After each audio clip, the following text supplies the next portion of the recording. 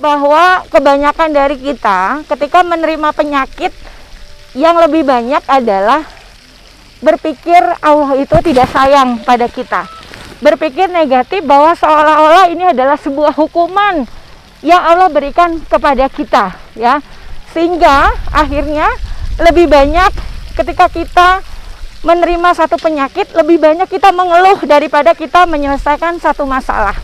Ya, sebenarnya hal ini fine-fine saja dilakukan, ya, boleh-boleh saja dilakukan, ya.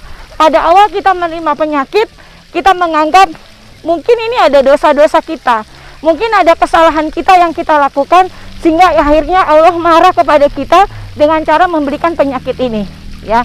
Kenapa? Itu boleh-boleh saja, karena salah satu bagian dari the power of husnudzon, sebenarnya 5 dari kebaikan kita berprasangka baik terhadap penyakit adalah, salah satunya adalah penyakit bisa menghilangkan dosa-dosa kita, ya. Tapi itu apabila kita menerima penyakit itu dengan sebuah kesabaran, dengan sebuah ketawakalan, ya, sehingga akhirnya mungkin rasa sakit yang kita derita, rasa nyeri dan sebagainya, itu menjadi hal yang baik buat kita untuk berprasangka baik kepada Allah, ya. Dan lanjutannya adalah bukan semata-mata karena kita menganggap sakit itu adalah menghapuskan dosa-dosa kita, lalu kita berdiam diri saja. Sebenarnya yang dimaksudkan bahwa adalah ketika kita sakit, maka kita mendekatkan diri kepada Allah, ya. Once misalnya kalau kita sehat, kita lupa menjalankan ibadah-ibadah yang diberikan oleh Allah Subhanahu wa Ta'ala, kita lupa untuk melakukan zakat ataupun katakan sedekah atau membantu fakir miskin. Tapi ketika kita sakit, kita melakukan itu semua, itu sebenarnya urutannya dari kita, penyakit ini akan menghapuskan dosa, ya. Tapi kalau kita menerima penyakit ini dengan mengeluh, tidak melakukan apa-apa, tidak berbuat apa-apa, jangan harap sakit itu bisa menghapuskan dosa. Oke? Power of husnudzon mengatakan bahwa sakit itu kita bisa bebas dari api neraka. Ya benar. Ya, apabila kita menerjemahkan sakit itu sebagai upaya kita untuk mendekatkan diri kepada Allah, ya.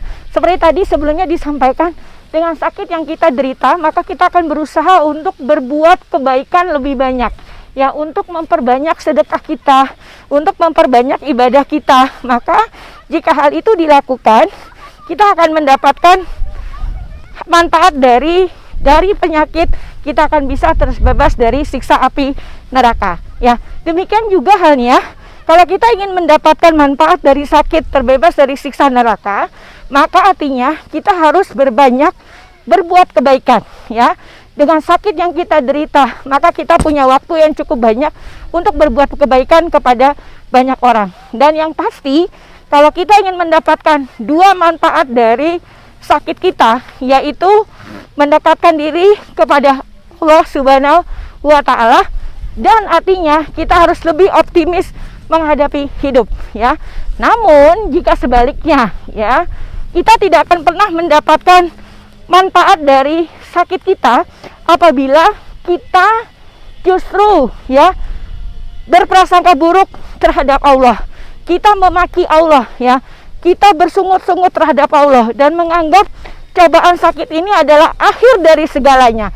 Ya, kita merasakan penderitaan ini, kenapa saya ya yang mesti menderita sakit? Ya, kalau itu terjadi, maka jangan pernah berharap kita dapat manfaat dari sakit.